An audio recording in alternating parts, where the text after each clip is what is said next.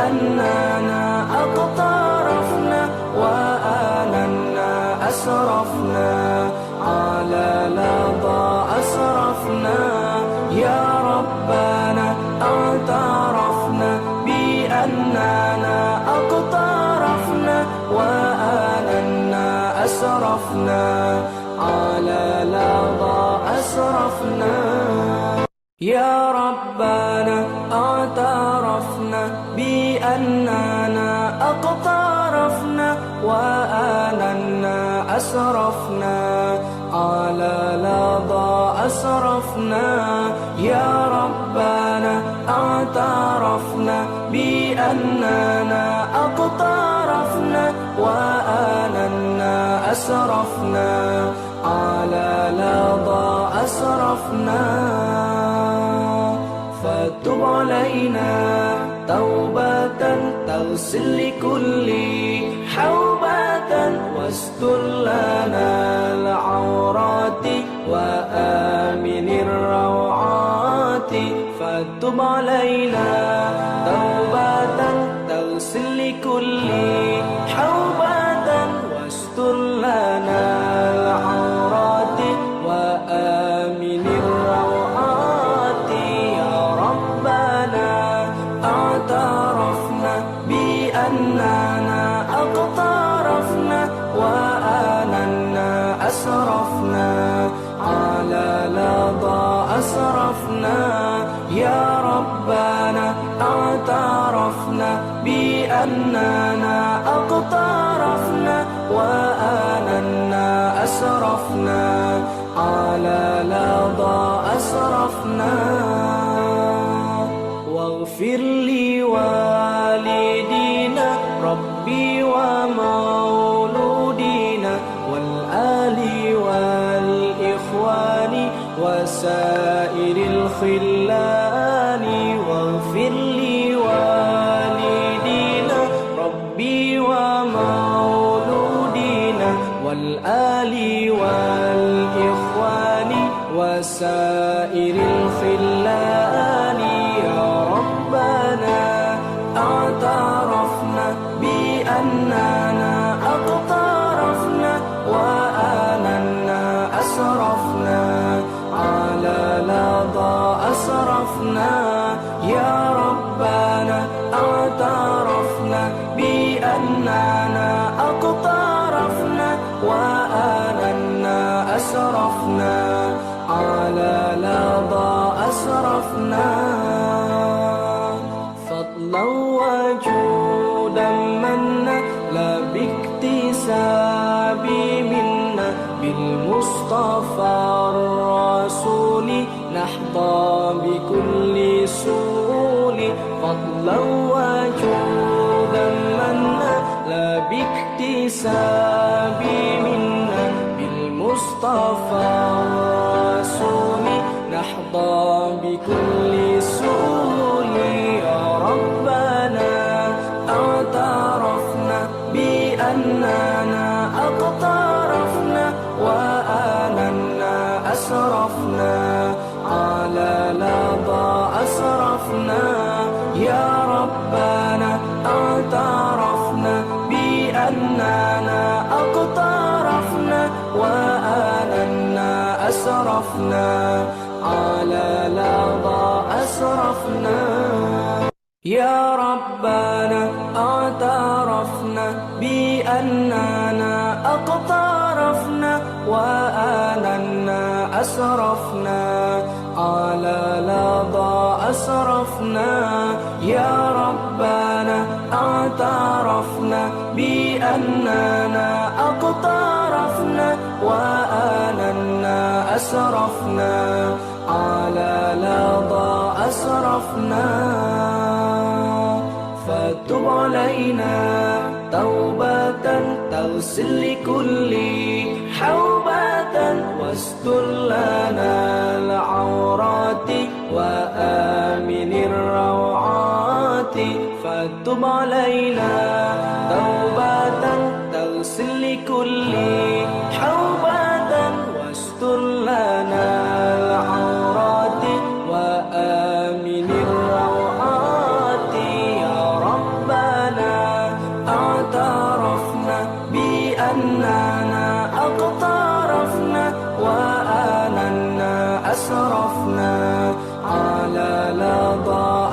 أسرفنا يا ربنا اعترفنا بأننا أقترفنا وآننا أسرفنا على لظى أسرفنا واغفر لي والدينا ربي ومولودينا والآل والإخوان وسائر الخلان واغفر لي والدينا ربي ومولودينا والآل والإخوان وسائر الخلان يا ربنا اعترفنا بأننا أقترفنا وآننا أسرفنا على لظى أسرفنا يا ربنا اعترفنا بأننا أقترفنا وآننا أسرفنا على لظى أسرفنا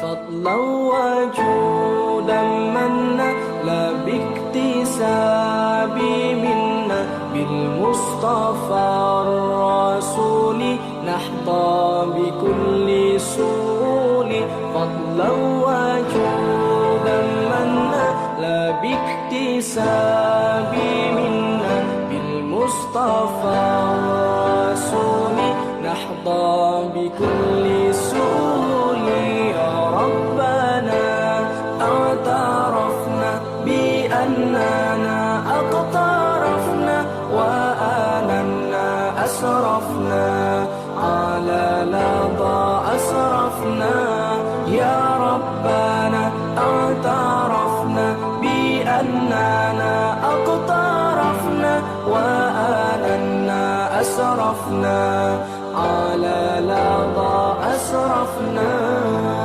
يا ربنا اعترفنا بأننا أقترفنا وآننا أسرفنا على لظى أسرفنا يا ربنا اعترفنا بأننا أقترفنا وآننا أسرفنا على لظى أسرفنا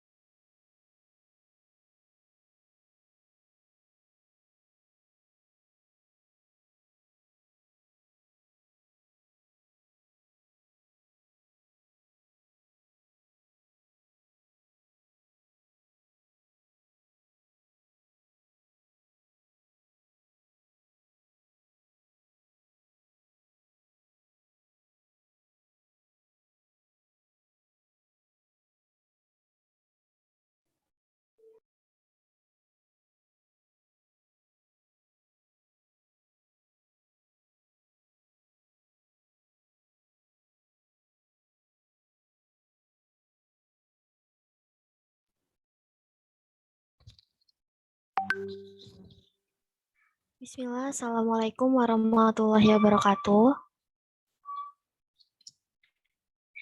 Ya baik, para jamaah sekalian, karena waktu sudah menunjukkan pukul 1:07, maka akan kita mulai kajian An-Nahl pada siang hari ini. Alhamdulillahirrabbilalamin, wabihi nasta'in, wala umuri dunya waddin, wassalatu wassalamu ala asrofil anbiya'i wal mursalin, wa ala alihi wa sahbihi ajma'in, amma ba'du. Baik, pertama-tama marilah kita ucapkan puja dan puji syukur kita kehadirat Allah Subhanahu wa Ta'ala, di mana karena rahmat dan karunia-Nya lah kita semua dapat berkumpul di siang hari ini untuk menghadiri kajian online di KM An-Nahl yang biasanya sudah rutin kita adakan.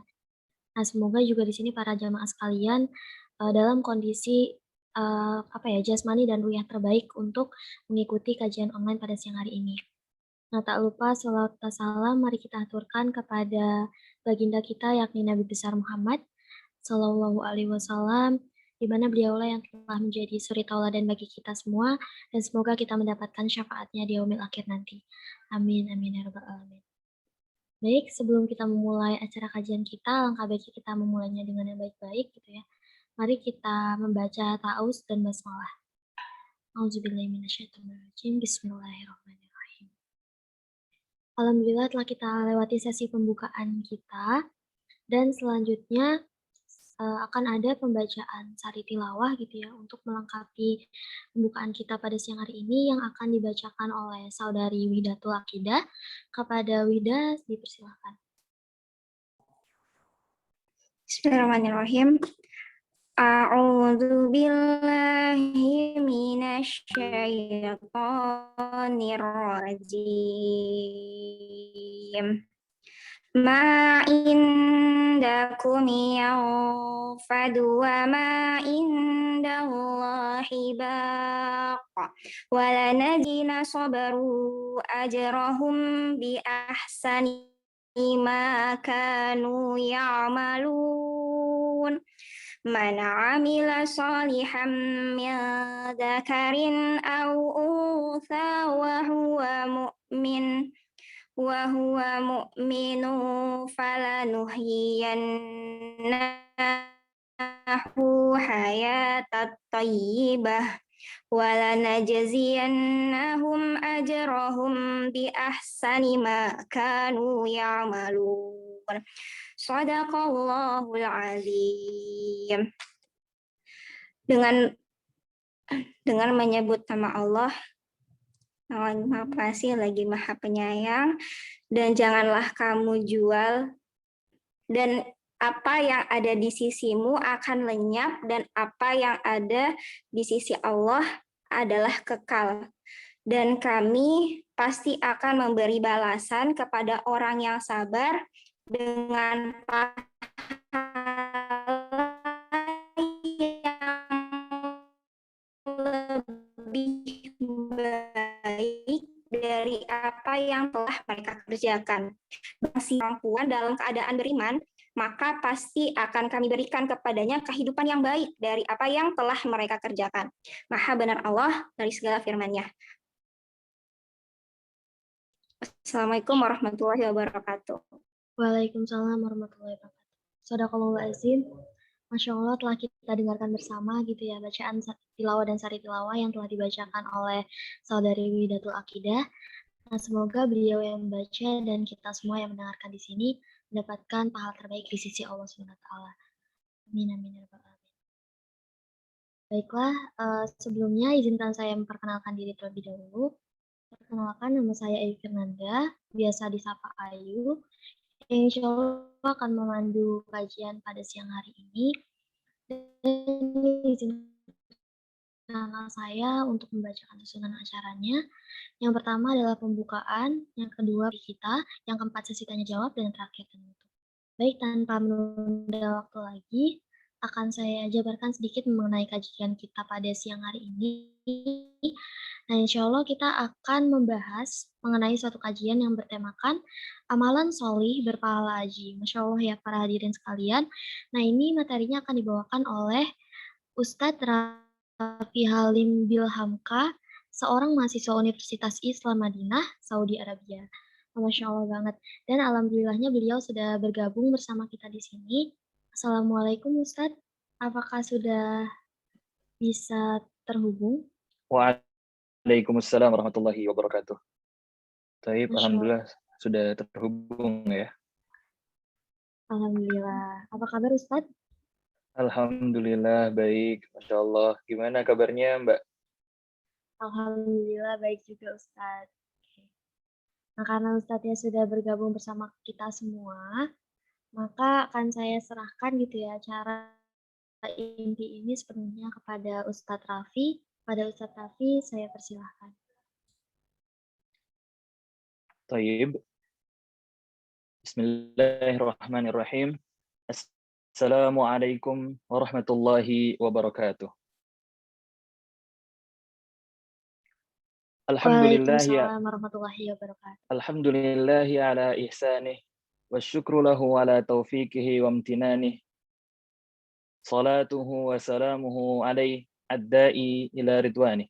Allahumma salli wa sallim ala nabi nabiyyina Muhammadin ibni Abdullah wa ala alihi wa ashabihi wa man tabi'ahum bi ihsanin ila yaumiddin.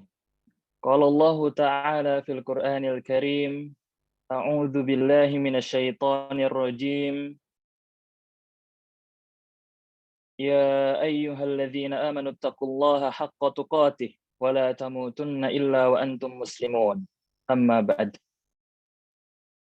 Para pendengar setia, para jamaah Masjid An-Nahl Daikon BSD, kemudian kepada semua yang hadir dalam kajian kita pada siang hari ini, nas'alullaha ta'ala as-salamah wal afiyah. Kita memohon kepada Allah keselamatan, penjagaan beliau, wa nas'alullaha ta'ala al-hidayah. Kita memohon kepada Allah untuk diberikan kepada kita semua hidayah.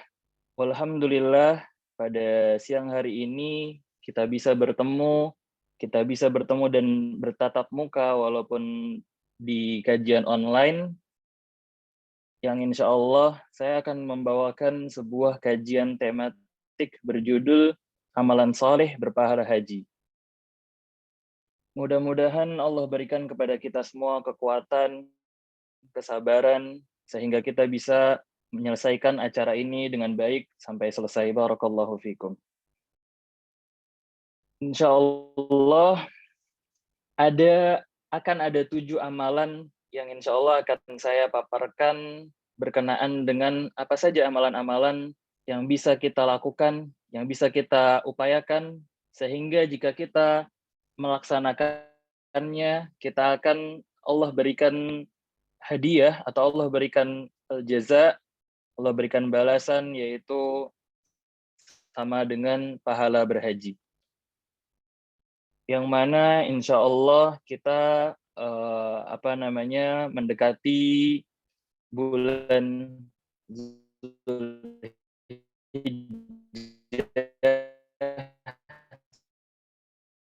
1 bulan lagi setelah bulan Syawal.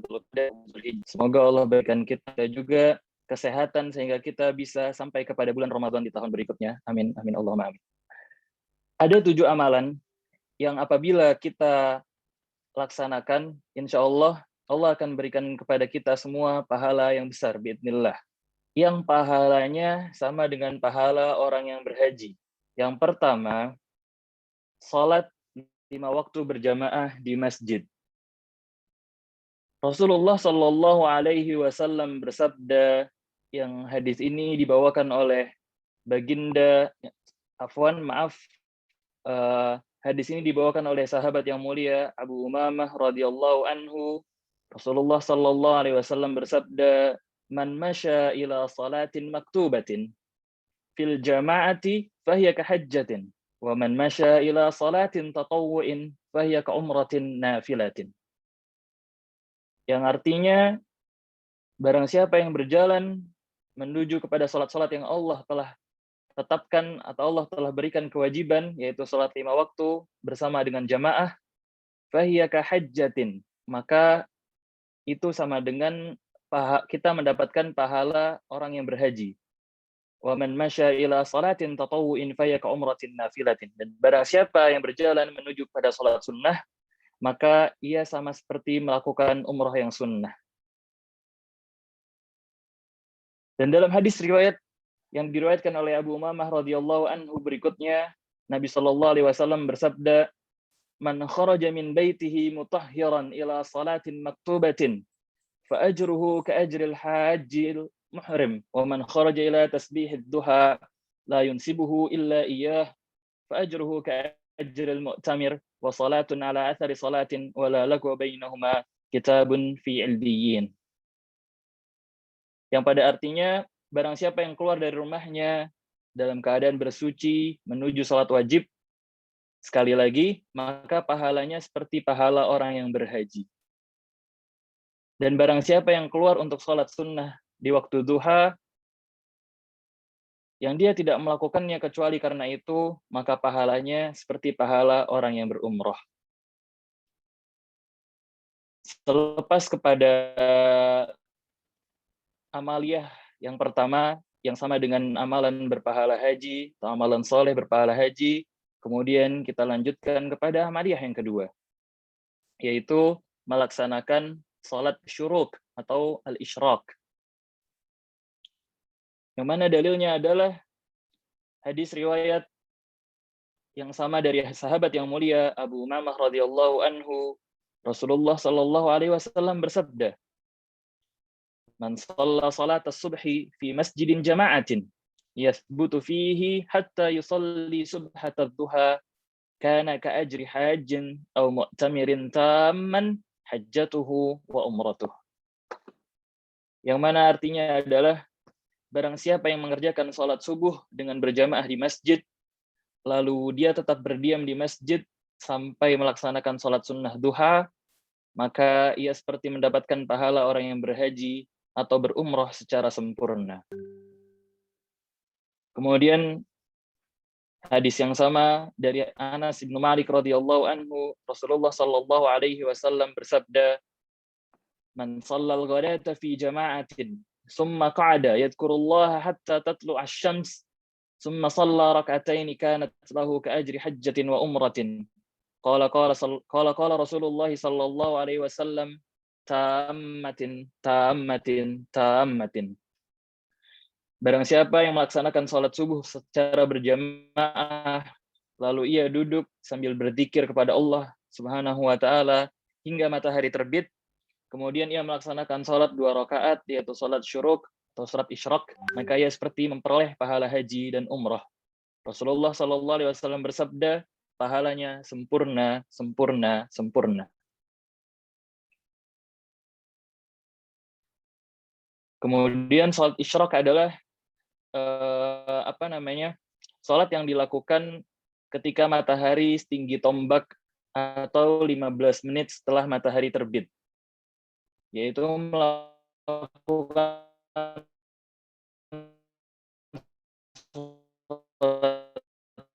sunnah 2 rakaat, dan itu bisa dinamakan dengan salat hadal waktu ilmu di masjid-masjid. Masih sama dari sahabat yang mulia Abu Umamah radhiyallahu anhu, Rasulullah sallallahu alaihi wasallam bersabda, "Man ghada ilal masjidi la yuridu illa ay yata'allama khaira aw yu'allimah kana lahu ka ajrin hajjin tamman hajjatuh." Barang siapa yang pergi ke masjid, barang siapa yang berangkat ke masjid, la yuridu illa ay yata'allama khairan, dia tidak menginginkan kecuali untuk mempelajari kebaikan, au yu'allimah, atau memberikan pengajaran, mengajarkan kebaikan, mengajarkan ilmu yang bermanfaat, kana lahu ka ajri hajjin tamman hajjatuh, maka pahalanya sama dengan orang yang mengerjakan haji secara sempurna. Dan hadis-hadis yang saya bawakan tadi adalah hadis-hadis yang hasan dan hadis-hadis yang sahih. Kemudian amaliyah yang keempat adalah membacakan tasbih, tahmid, dan takbir setelah sholat, yaitu saat kita berzikir kepada Allah di waktu-waktu setelah sholat jamaah. Hadis ini datang dari Abu Hurairah radhiyallahu anhu, "Ja'al fuqara'u ila an-nabiy sallallahu alaihi wasallam faqalu ذهب أهل الدثور من الأموال بالدرجات الأولى والنعيم المقيم يصلون كما نصلي ونصومون كما نصوم ولهم فضل من أموال يحجون بها ويعتمرون ويجاهدون ويتصدقون قال ألا أحدثكم بأمر إن أخذتم به أدركتم من سبقكم ولم يدرككم أحد بعدكم وكنتم خير من أنتم بين ظهرانه إلا من أمل مثليه تسبحون وتحمدون وتكبرون خلف كل صلاة 33 فاختلفنا بيننا فقال بعضنا نسبح 33 ونحمد 33 ونكبر 34 فراجعت إليه فقال تقول سبحان الله والحمد لله والله أكبر حتى يكون منهن كلهن 33. hadis ini merupakan hadis yang mana para sahabat Nabi Muhammad Sallallahu Alaihi Wasallam mengadukan kepada Nabi Muhammad Sallallahu Alaihi Wasallam ketika banyak orang kaya yang memberikan hartanya kepada orang-orang miskin, banyak orang-orang yang bisa berjihad, dan banyak orang-orang yang bisa melakukan amalan-amalan yang mana orang-orang miskin ini tidak bisa melakukan amalan-amalan tersebut. Yaitu yang mana makna terjemahan dari hadisnya adalah pada suatu waktu ada orang-orang miskin yang datang kepada Nabi Muhammad Sallallahu Alaihi Wasallam. Mereka berkata, "Duhai Rasulullah Sallallahu Alaihi Wasallam, orang-orang kaya itu, wahai Rasulullah, mereka mendapatkan pahala-pahala yang tinggi dan kenikmatan-kenikmatan yang kekal karena mereka kaya. Mereka sholat sebagaimana kita sholat. Mereka puasa sebagaimana kita puasa. Amalan kita sama, wahai Rasulullah. Namun, mereka memiliki kelebihan harta sehingga mereka bisa berhaji. Mereka bisa berumrah. Mereka bisa berjihad. Dan kemudian mereka pun bisa untuk selalu bersedekah." Maka ketika mendengar ini Rasulullah Sallallahu Alaihi Wasallam pun bersabda, "Duhai sahabat-sahabatku, maukah kalian aku ajarkan suatu amalan yang dengan amalan tersebut kalian akan mengejar orang yang mendahului kalian, yang mana orang-orang kaya mendahului mereka dengan kenikmatan yang Allah berikan kepada mereka. Mereka bisa berhaji, mereka bisa berumrah, mereka bisa berjihad, mereka bisa bersedekah, dan sama, sholatnya sama, kemudian zakatnya sama, puasanya sama, dan lain sebagainya." Maka Rasulullah Shallallahu Alaihi Wasallam pun bersabda, "Maukah kalian aku ajarkan suatu amalan yang mana dengan amalan tersebut kalian akan mengejar ketinggalan orang-orang yang mendahului kalian, dan dengannya kalian menjadi terdepan dari orang-orang yang setelah kalian. Tidak ada seorang yang utama daripada kalian dengan amal tersebut, kecuali maka kalian sudah tidak bisa mengejarnya lagi." Maka mereka bertanya, "Apakah itu, ya Rasulullah?" "Kalian bertasbih dengan mengucapkan subhanallah, kalian bertahmid dengan mengucapkan alhamdulillah, kalian bertakbir dengan mengucapkan Allahu Akbar di setiap akhir salat sebanyak 33 kali." Maka para sahabat pun berselisih. Sebagian para sahabat bertasbih 33 kali, bertahmid 33 kali, bertakbir 34 kali. Kemudian Abu Hurairah radhiyallahu anhu kembali kepada Nabi Muhammad sallallahu alaihi wasallam, dan Nabi pun bersabda kepadanya, "Ucapkanlah subhanallah walhamdulillah wallahu akbar sampai 33 kali." Hadis riwayat Bukhari, di mana hadis ini merupakan hadis yang sahih.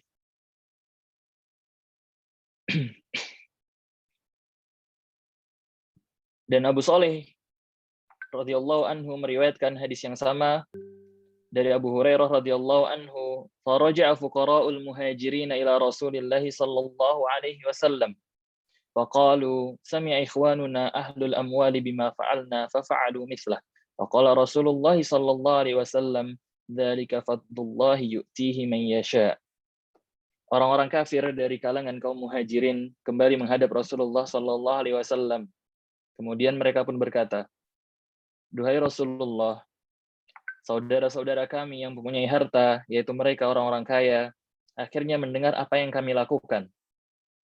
Mereka mengetahui bahwasanya dengan bertakbir, dengan bertasbih, dan dengan mengucapkan Allahu Akbar, mereka masih bisa mendapatkan pahala yang lebih dengan kelebihan-kelebihan mereka." Maka Rasulullah sallallahu alaihi wasallam kemudian mengatakan, "Dzalika fadlullahi yu'tihi man yasha." Itu merupakan anugerah, itu merupakan karunia yang Allah berikan kepada siapa saja yang Ia kehendaki. Maka dari itu, apapun yang terjadi kepada kita, sehingga kita bisa memberikan atau memotivasi diri kita untuk selalu beribadah kepada Allah, untuk selalu berzikir dimanapun kita berada. Kemudian yang selanjutnya ialah al-umratu fi Ramadan, yaitu melaksanakan umrah di bulan Ramadan yang mulia. an Ibnu Abbas radhiyallahu anhuma annahu sallallahu alaihi wasallam qala ma mana'aki an tahujji ma'ana. Hadis ini diriwayatkan oleh Ibnu Abbas radhiyallahu anhuma. Ia berkata bahwasanya Rasulullah sallallahu alaihi wasallam pernah bertanya kepada seorang wanita, "Apa alasanmu tidak ikut berhaji bersama kami?" Kemudian wanita itu menjawab, "Aku punya tugas untuk memberi minum pada seekor unta, di mana unta tersebut ditunggangi oleh ayah fulan dan anaknya, yaitu suaminya dan anaknya. Ia meninggalkan unta tadi tanpa diberi minum. Lantas kamilah yang bertugas membawa air kepada unta tersebut." Lantas Rasulullah sallallahu alaihi wasallam bersabda, "Fa idza kana Ramadhanu i'tamiri fihi fa inna umratan fi Ramadan hajjatun." Rasulullah sallallahu alaihi wasallam memberikan solusi, yaitu ketika wanita ini tidak bisa ikut berhaji.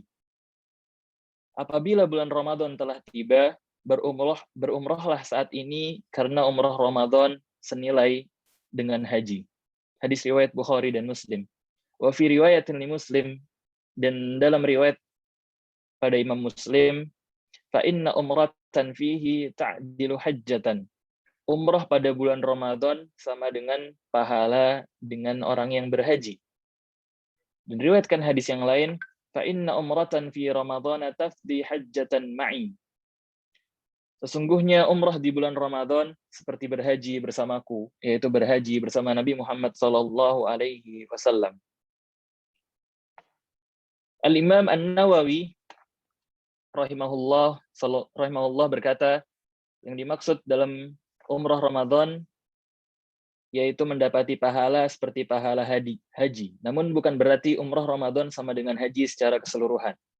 Sehingga jika seseorang punya kewajiban untuk berhaji, lalu ia berumrah di bulan Ramadan, maka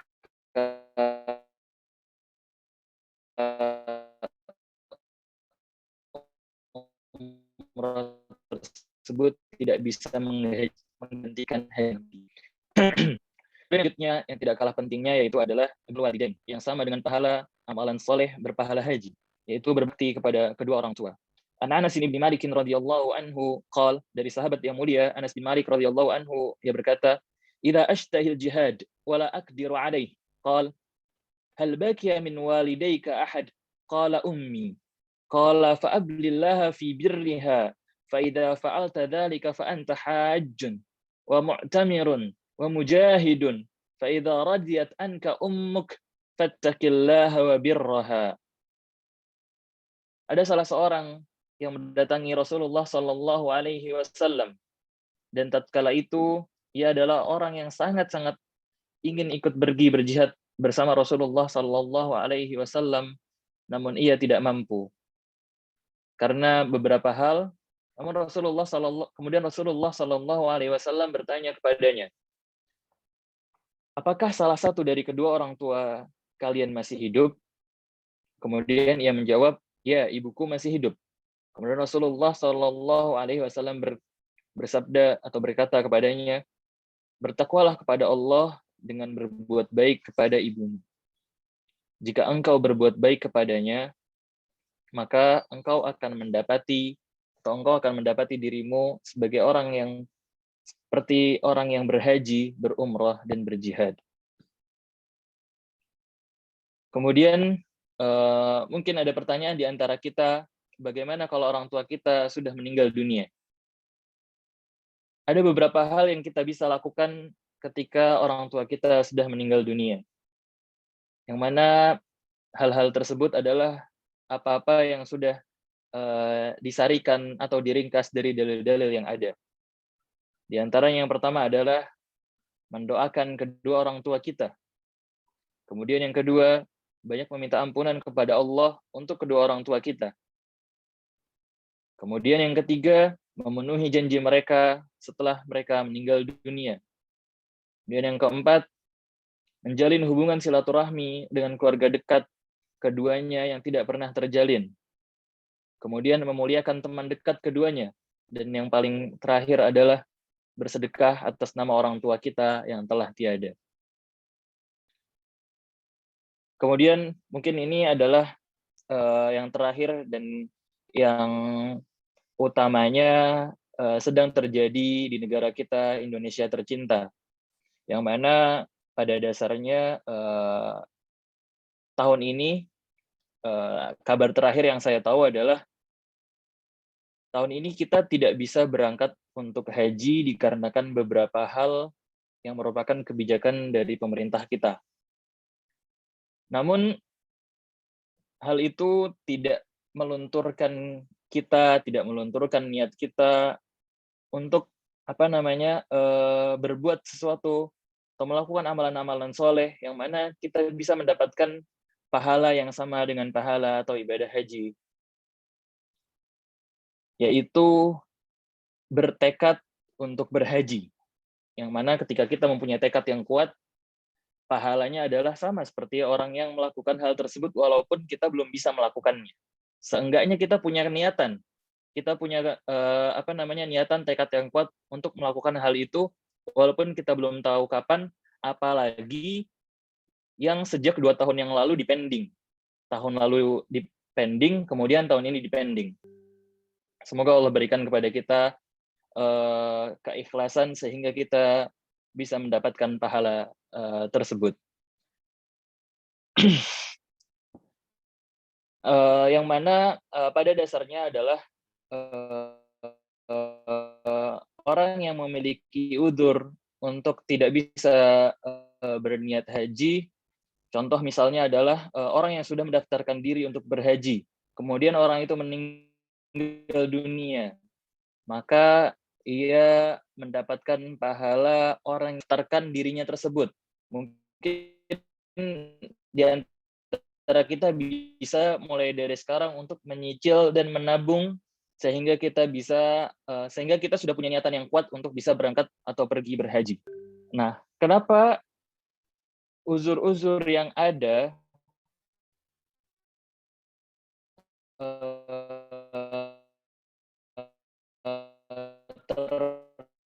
terhitung termasuk atau mendapatkan pahala seperti pahala orang yang berhaji, yang diriwayatkan oleh sahabat yang mulia Jabir radhiyallahu an Jabirin qala kunna ma'an nabi sallallahu inna bil madinati larijalan ma sirtum masiran wala qata'tum wadiya illa kanu ma'akum habasuhumul marad. Jadi sahabat yang mulia Jabir radhiyallahu an, kemudian ia berkata, dalam suatu peperangan, yaitu pada perang Tabuk, kami pernah bersama Nabi Muhammad SAW. Lalu beliau bersabda, sesungguhnya di Madinah, di kota Madinah ketika mereka semua berperang, ada beberapa orang yang tidak bisa melaksanakan perjalanan perang karena udzur, yaitu menjaga kota Madinah. Juga tidak menyeberangi suatu lembah, namun mereka bersama kalian dalam mendapatkan pahala. Mereka tidak ikut berperang bersama Nabi dan para sahabat, namun mereka mendapatkan pahala. Kenapa mereka mendapatkan pahala tersebut? Karena mereka tidak ikut berperang dikarenakan mereka mempunyai udzur, yaitu udzur syar'i, yaitu udzur sakit. Jadi pahalanya sama seperti yang Allah berikan kepada mereka yang ikut berjihad fisabilillah. Dalam hadis atau lafaz lain disebutkan illa syarikukum fil ajr atau fil ajr, melainkan mereka yang terhalang sakit akan dicatat ikut serta bersama kalian dalam pahala, sehingga mereka mendapatkan pahala yang sama seperti orang yang melaksanakan jihad.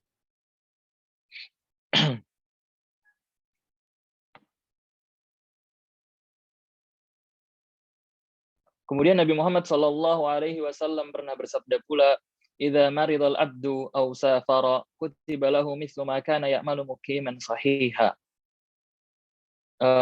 Ini juga merupakan hadis terakhir yang menutup kesempatan kita untuk mengisi kajian tematik kali ini. Rasulullah SAW bersabda, jika salah seorang sakit ataupun bersafar, maka ia dicatat mendapatkan pahala seperti ketika ia dalam keadaan mukim atau tidak bersafar, atau ketika ia sehat. Yang mana pada intinya adalah ketika Bapak atau Ibu sekalian memiliki kebiasaan, yaitu kebiasaan berzikir, memiliki kebiasaan sholat duha, memiliki kebiasaan bersedekah di waktu pagi dalam setiap hari, atau memiliki amalan-amalan yang Allah perintahkan, yang Allah sunnahkan, maka ketika Bapak atau Ibu sakit, atau ketika Bapak Ibu memiliki udzur syar'i seperti safar dan tidak bisa melakukan hal tersebut, maka Allah Subhanahu wa taala akan memberikan pahala sebagaimana Bapak atau Ibu lakukan ketika Ibu sedang sehat. Barakallahu fikum. Silakan kepada MC untuk apabila ada pertanyaan. Jazakumullah khair. Assalamualaikum warahmatullahi wabarakatuh. Waalaikumsalam warahmatullahi wabarakatuh. Masya Allah, syukran kepada Ustadz Raffi yang telah menjabarkan materi yang sangat luar biasa pada kajian siang hari ini. Dan selanjutnya akan berlangsung sesi tanya jawab. Untuk para jamaah sekalian yang ingin bertanya, bisa mengaktifkan fitur raise hand atau bisa memberikan pertanyaannya di kolom komentar. Baik Ustadz, sudah ada yang raise hand dari Bunda Yuniarti. Mungkin untuk operator bisa tolong di unmute mikrofon bundanya. Di mute maaf. Apakah sudah di Oke. Ya, bismillah, silakan Bunda. Boleh tolong dimatikan lagi. Boleh tolong dihidupkan lagi mikrofonnya, operator. Assalamualaikum warahmatullahi wabarakatuh. Pak Ustadz, terdengar suaranya? Baik, terdengar dengan baik. Saya Silakan. izin bertanya, Pak Ustadz. Jadi begini, Tuhan kan kalau sesudah sholat subuh, kan kita itu beristighfar sambil menunggu sholat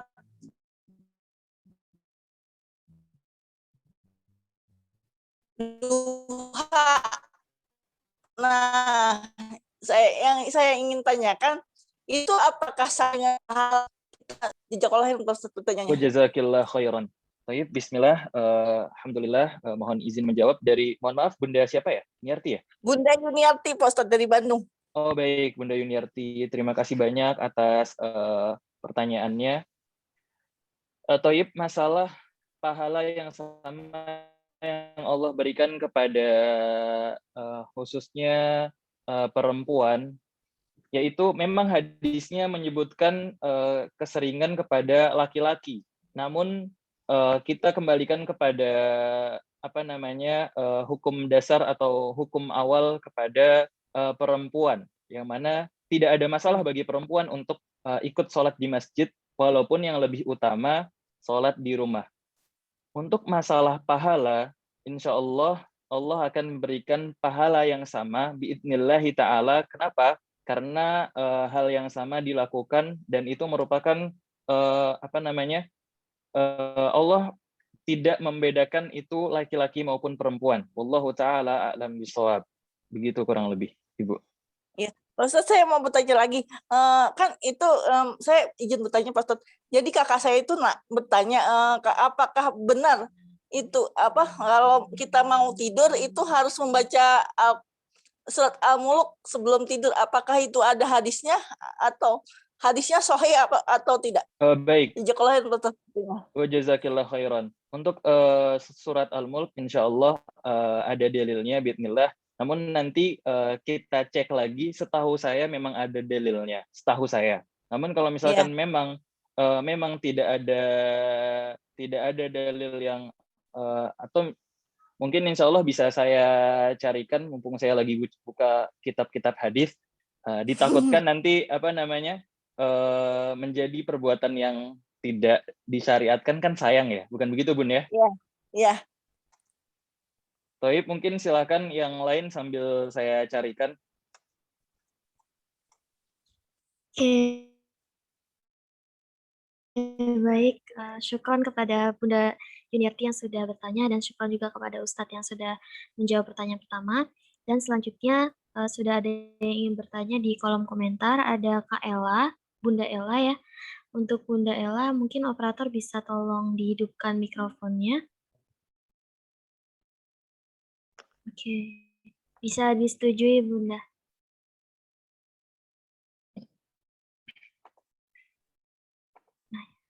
Assalamualaikum warahmatullahi wabarakatuh, Pak Ustadz. Waalaikumsalam warahmatullahi wabarakatuh. Ahlan wa sahlan Bunda Ella, barakallahu fiik. Terima kasih. Pak Ustadz, saya mau tanya, Baik. apa perbedaannya sholat sunnah syuruk sama sholat sunnah duha? Sedangkan dari pengerjaannya sepertinya sama. Gimana Pak Ustadz? Oke, baik, Thaib.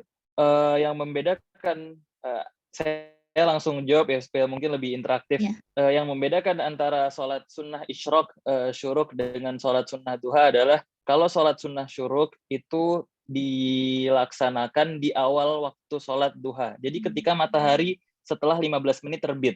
Kalau sholat duha kan waktunya lama ya.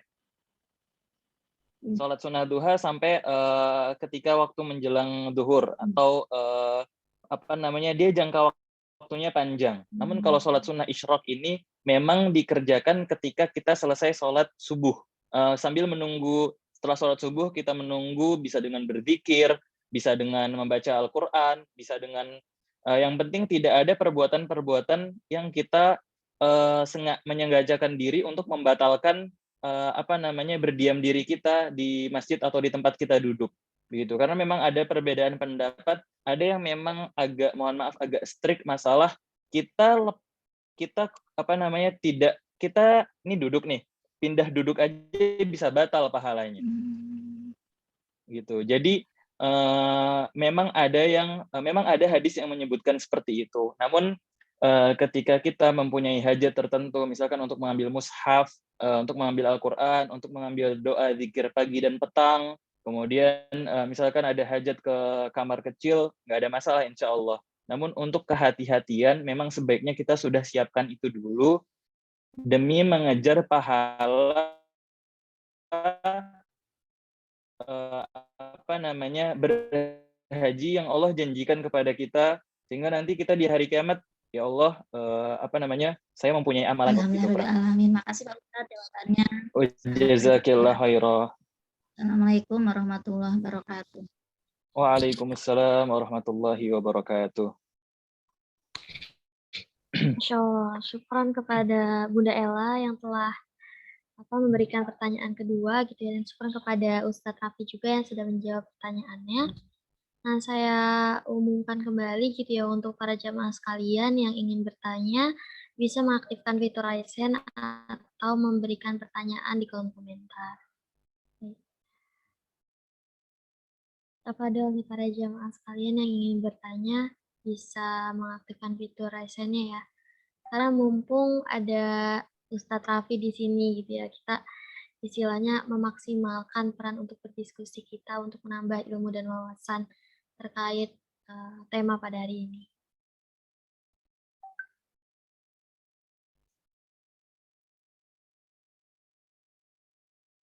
Masya Allah, sudah ada yang raise hand, Ustadz, dari Bunda Yanti. Oke, baik. Untuk operator bisa tolong dihidupkan mikrofonnya. Oke, baik. Thaib, tafadhali Bunda Yati. Barakallahu. Assalamualaikum Ustaz. Waalaikumsalam warahmatullahi wabarakatuh. Ini mengenai silakan. Kerutinitasan membaca surat Al-Kahfi setiap malam Jumat atau Jumat, apa itu hadisnya sahih? Satu lagi saya mau bertanya mengenai kurban Ustaz. Boleh ya?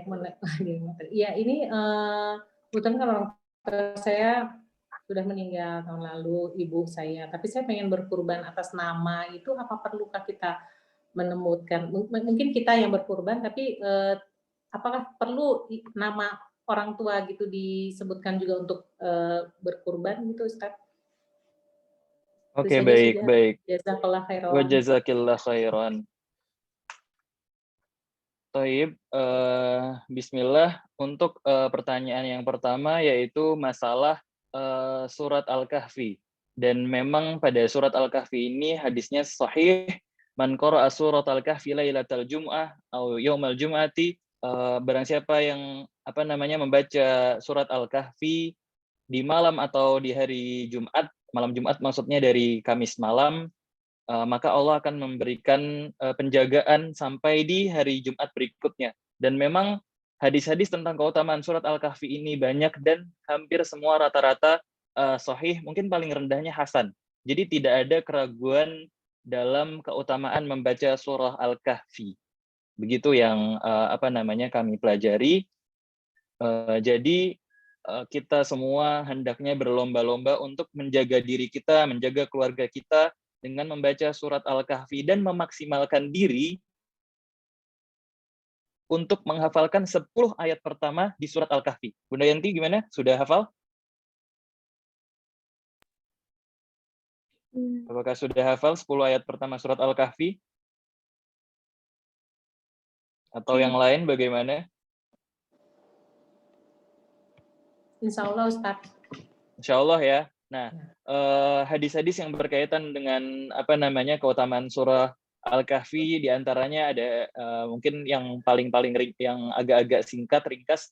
Man qara'a surat Al-Kahfi lailatal jumu'ati yadha'a lahu minan nuri fima bainahu wa bainal baitil atiq. Barang siapa yang baca surah Al-Kahfi pada malam Jumat, maka dia akan diterangi dengan cahaya. Jadi Allah akan memberikan cahaya di sini. Ini kita artikan perlindungan. Allah akan berikan perlindungan dengan tentunya dengan cara Allah antara dia dan Baitul Atiq, yaitu Mekah. Atau di surat yang lain di hadis yang lain, man qara'a surat Al-Kahfi fi yaumil jumu'ah lahu minan minal jumu'atain. Barang siapa yang baca surah Al-Kahfi pada hari Jumat, maka dia akan diterangi dengan cahaya di antara 2 Jumat. Dan yang mana untuk memulai surat Al-Kahfi itu kita mulai ketika habis maghrib di hari Kamis dan selesai di hari Jumat sebelum adzan maghrib. Dan yang penting ada doa dan sholat juga, jangan sampai di hari Jumat, terutama setelah sholat asar maghrib, itu adalah waktu yang paling Allah ijabahi untuk segala apa yang kita pinta, kurang lebihnya mirip dengan waktu di sepertiga malam. Barakallahu fiik, jazakillah khairah. Ustaz Afwan. Iya, baik. Ini bertanya lagi mengenai surat Al-Kahfi tadi, itu kan pahalanya untuk malam Jumat dengan Jumat kan itu berbeda ya. Tapi kalau misalnya kita membacanya sebagian-sebagian misalnya di malam Jumat, bisa ya? Bisa, nggak ada masalah. Tapi bukan beda antara pahala dengan baca hari Kamis sama hari Jumat, beda? Nggak beda. Sama insya Allah, di sisi Allah sama. Mau kita setengah-setengah dulu, mau 5 ayat dulu, mau 1 ayat dulu, nggak ada masalah. Dicicil nggak ada masalah. Gitu, Bunda. Oh iya, syukran Ustaz. Jazakillah khairan, terima kasih atas pertanyaannya. Barakallahu fiik. Masya Allah, syukran kepada Ustaz Bunda Yanti. Afwan, yang satu lagi tadi belum dijawab. Yang mana tuh? Lupa yang lagi, Afwan. Kurban, Ustaz. Oh ya, baik. Tentang yang masalah kurban, wallahu ta'ala a'lam bisawab. Saya agak-agak ngeri-ngeri sedap nih masalah jawab pertanyaan yang udah agak-agak detail, terutama tentang masalah orang yang sudah meninggal. Namun seperti yang tadi saya bilang, kita bisa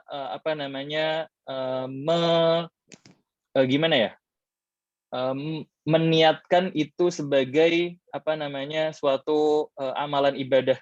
Namun untuk kehati-hatian, saya belum berani bilang bahwa itu disyariatkan atau bagaimana. Namun untuk kehati-hatian, alangkah lebih baiknya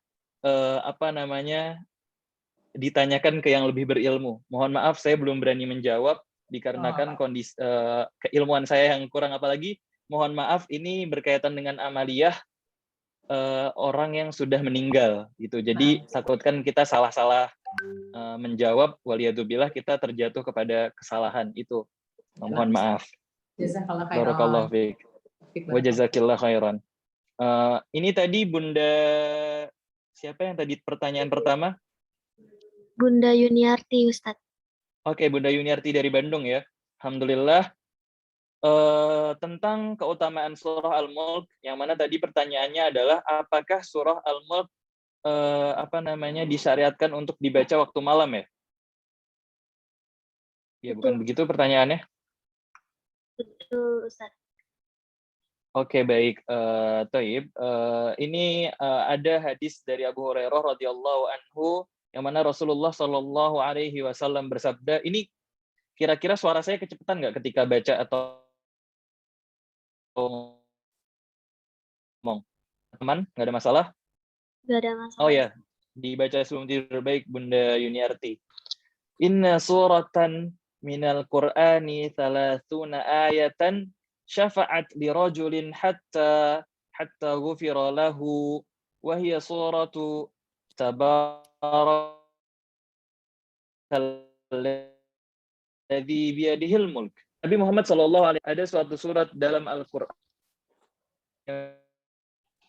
yang terdiri dari 30 ayat dan dapat memberikan syafaat bagi yang membacanya sampai dia diampuni, yaitu tabarakalladzi biyadihil mulk, yaitu surah Al-Mulk. Hadis ini merupakan hadis yang hasan dan beberapa Taimiyah mengatakan bahwa hadis, namun hadis ini kan secara umum mengatakan bahwasannya secara umum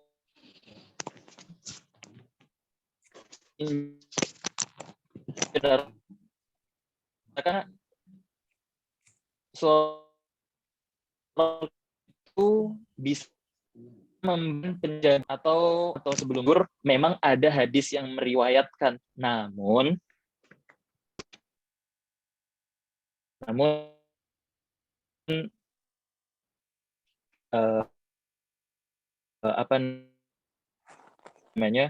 ahli hadis karena jika seseorang rajin membacanya setiap malamnya atau mengamalkan hukum-hukum yang terkandung di dalamnya dan mengimani berbagai berita yang disampaikan di dalamnya, tapi misalkan kita dawamkan atau rutinkan karena hadis ini lemah dengan hadis Nabi Muhammad Shallallahu Alaihi Wasallam tentang keutamaan ayat ini,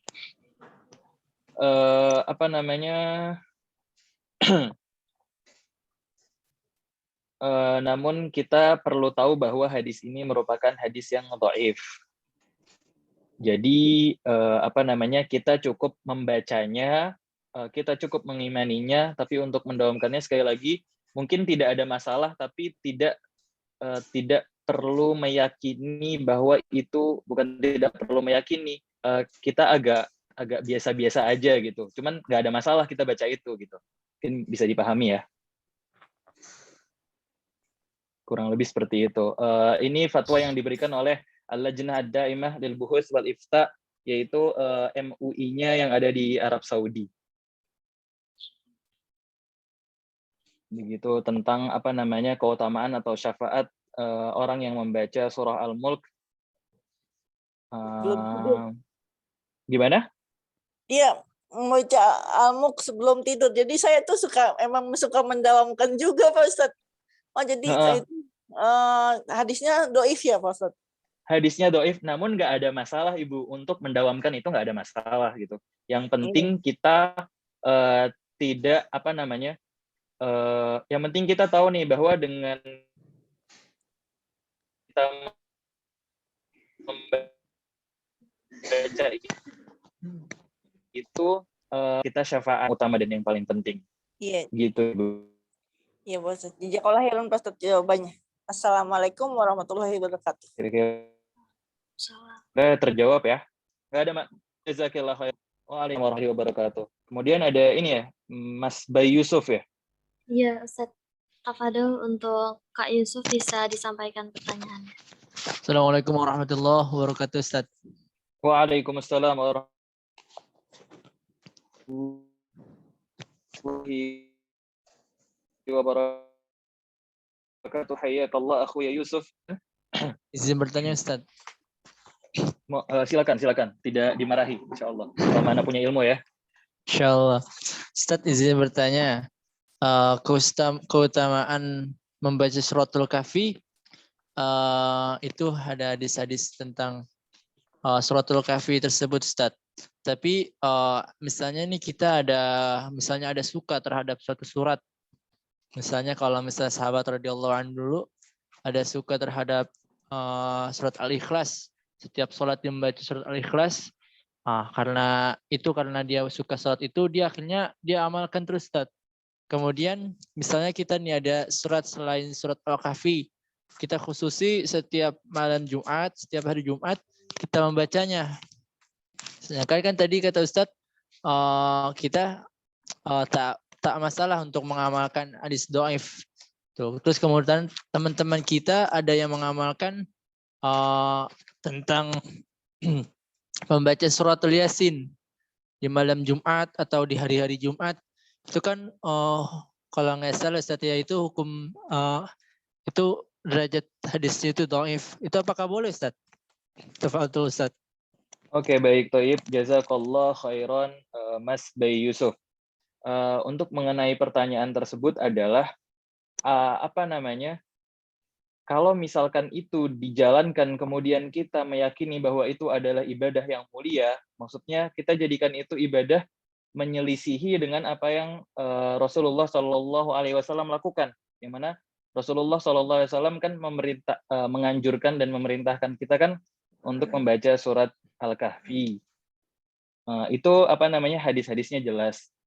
Namun kalau misalkan kita membaca surat Yasin tanpa mendawamkan, insya Allah nggak ada masalah. Tapi yang menjadi masalah adalah didawamkannya. Kalau yang tadi, permasalahan yang tadi adalah pembacaan surat Al-Mulk setiap malam, ini menurut hemat saya mungkin bisa jadi salah, mohon dikoreksi. Ketika membaca surah Al-Mulk di malam-malam yang biasa, karena tidak ada Rasulullah SAW tidak menyuruh kita untuk membaca surah Al-Kahfi di malam-malam yang lain.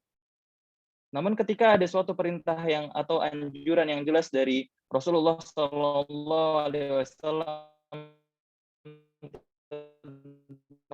kita membaca surah Al-Kahfi saja, langkah baiknya kita mengikuti apa yang Rasulullah SAW, kurang lebih begitu Mas. Maksudnya apa-apa yang sudah Allah perintahkan dan laksanakan sebaiknya kita cukupkan saja tanpa kita mengkreativitasi atau menambah-nambah sesuatu walaupun itu niatan awalnya baik gitu. Tapi kalau untuk baca-baca saja nggak ada masalah. Tapi kalau untuk menjadikan itu sebagai suatu niatan dan ganjarannya seperti surat Al-Kahfi, nah itu mungkin yang bisa menjadi masalah. Kurang lebih begitu. Barakallahu fiik. Tapi kalau kita tidak, misalnya kita niatkan setiap untuk malam Jumat atau hari Jumat itu, kita khususi itu 2 sholat itu Ustaz misalnya. Tak masalah Ustaz? Untuk sholat ya?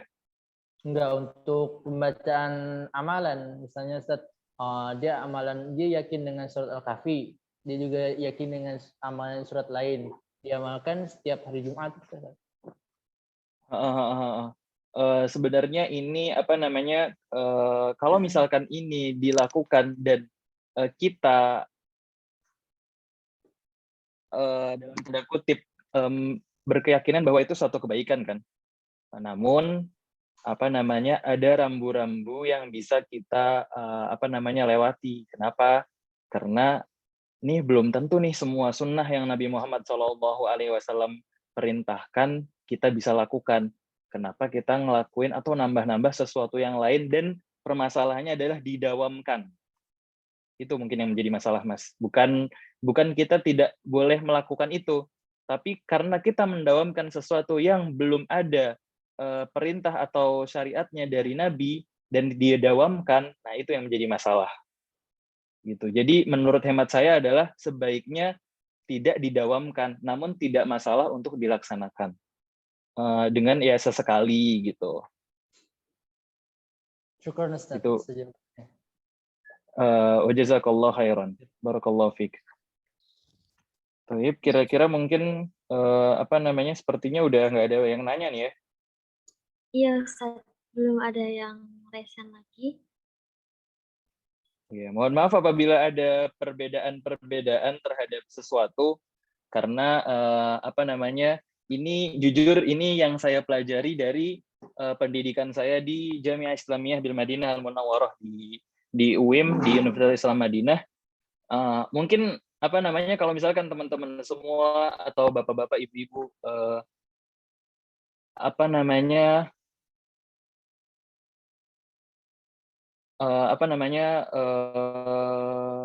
kalau misalkan nanya langsung ke masyayikh yang ada di Saudi atau mungkin ustadz-ustadz yang selesai pendidikan dari Saudi, mungkin akan jawabannya akan strict, tidak boleh dan jangan dilakukan. Kenapa? Karena kita takutkan perbuatan itu malah bisa menjadi sebuah apa namanya, mohon maaf, karena tidak ada anjurannya maka amalannya tertolak, kan menjadi sayang gitu.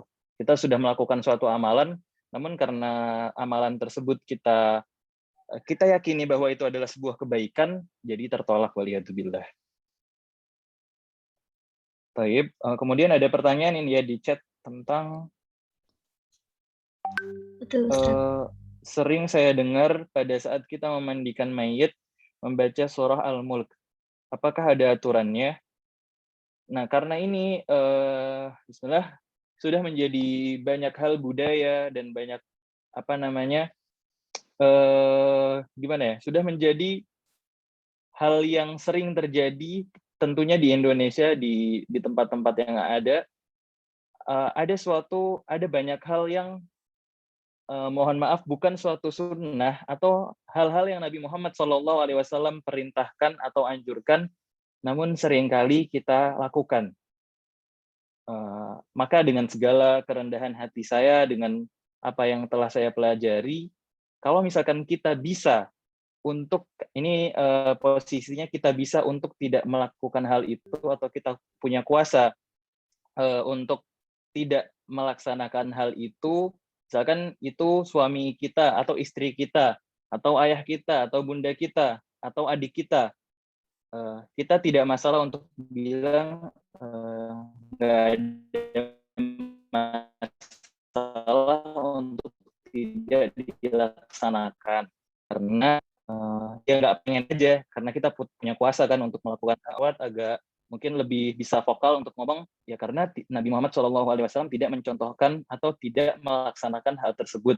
Itu mungkin kalau misalkan dirasa tidak masalah untuk mengatakan hal itu, atau bisa memberikan pengertian kepada orang-orang tersebut pun tidak ada masalah. Namun kalau misalkan kita tidak bisa melakukan hal tersebut, nggak ada masalah kita diam, karena kita tidak punya kewenangan untuk mencegah hal-hal yang sudah terjadi di masyarakat.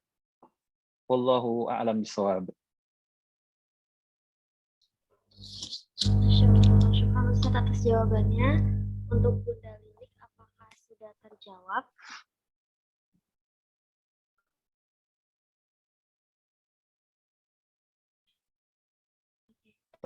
Sudah terjawab. Kemudian dari Zafira, pada sholawat itu diperbolehkan atau tidak dalam sholat maupun di luar sholat? Kalau di luar sholat tidak ada masalah.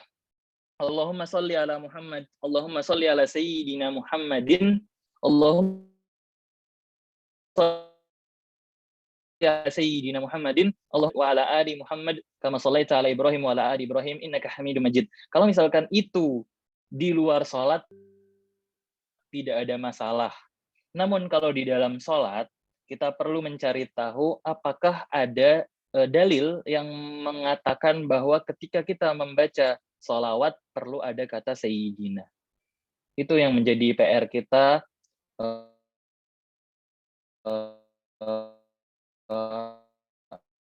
Apa namanya? Kalau misalkan ternyata kita mengucapkan Sayyidina, walaupun pada dasarnya kata Sayyidina merupakan sebuah pujian kepada Nabi kita baginda Islam, namun konteks utamanya adalah apakah hal itu disyariatkan atau dituntunkan atau dicontohkan. Itu yang menjadi sebuah pertanyaan besar. Begitu Mbak siapa tadi namanya? Maaf Mbak Zafira.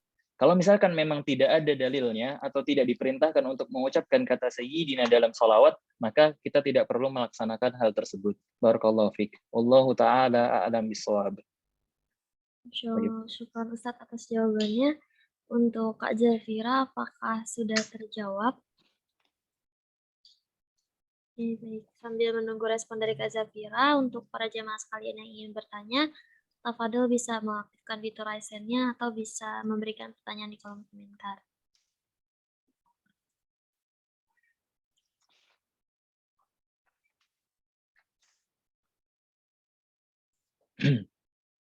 Oke, sepertinya sudah cukup Ustadz karena belum ada yang bertanya lagi.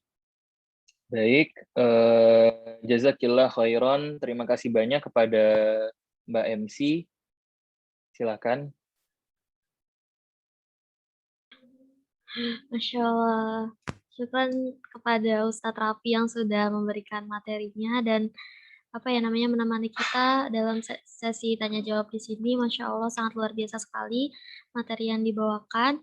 Nah, semoga materi yang telah kita pelajari dan kita bahas di hari ini bisa bermanfaat untuk kita, menambah ilmu dan wawasan, serta menambah keimanan dan ketakwaan kita semua. Amin, amin, ya rabbal alamin. Amin, amin ya rabbal alamin. Kemudian sebagai mohon maaf, mohon izin Mbak untuk ringkasan dan penutupan dari dari saya.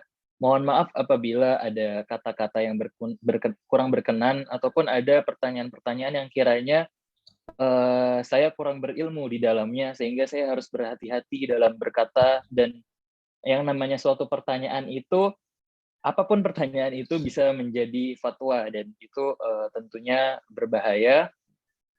Mohon maaf, nastagfirullah, saya memohon maaf kepada semua pendengar apabila ada kata-kata yang kurang berkenan atau apabila ada kekurangan dari apa yang telah saya sampaikan baik di dalam materi maupun dalam sesi tanya jawab tadi. Barakallahu fikum wa nas'alullaha ta'ala al-afiyah wassalamah. Silakan Mbak. Ya baik, Ustaz. Masya Allah. Sekali lagi syukron untuk materinya dan bila Ustaz berkenan untuk dalam kajian kita pada siang hari ini. Baik, Thayyib. Untuk doa, kita doa ringan. Allahumma inna nas'aluka ilman nafi'a.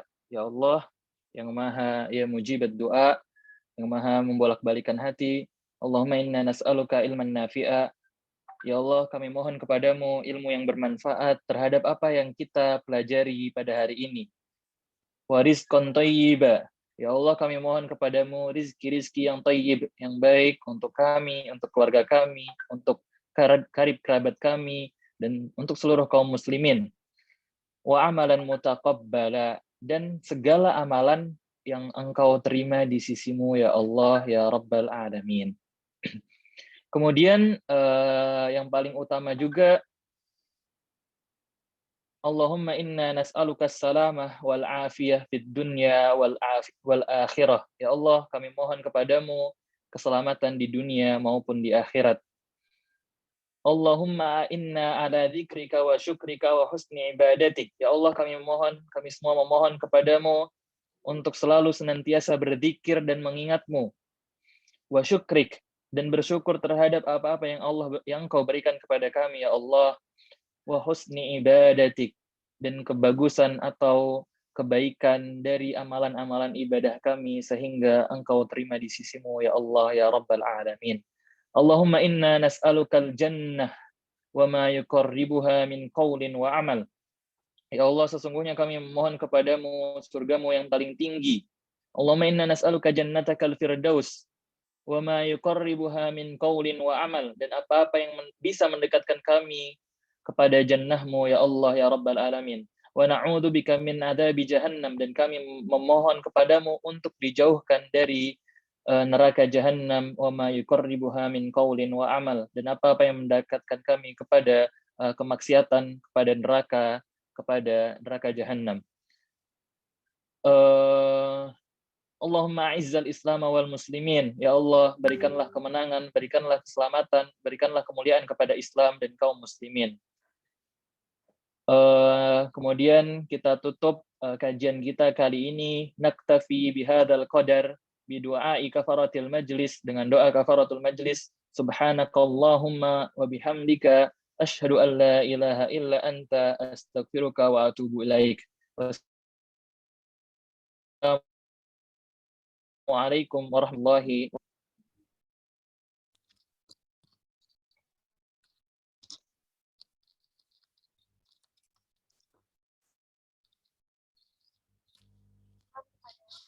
yang sudah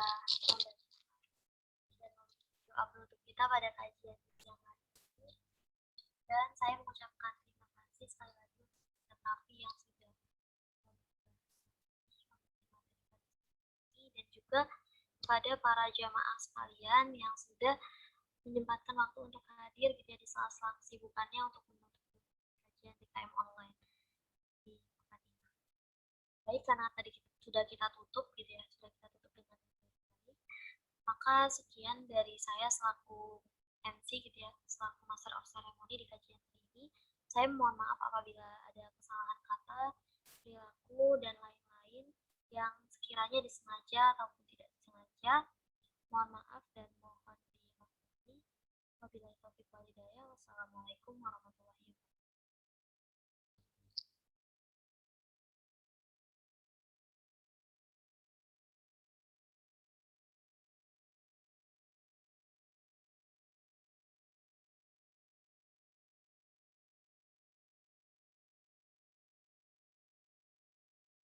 Para jamaah sekalian, kepada bisa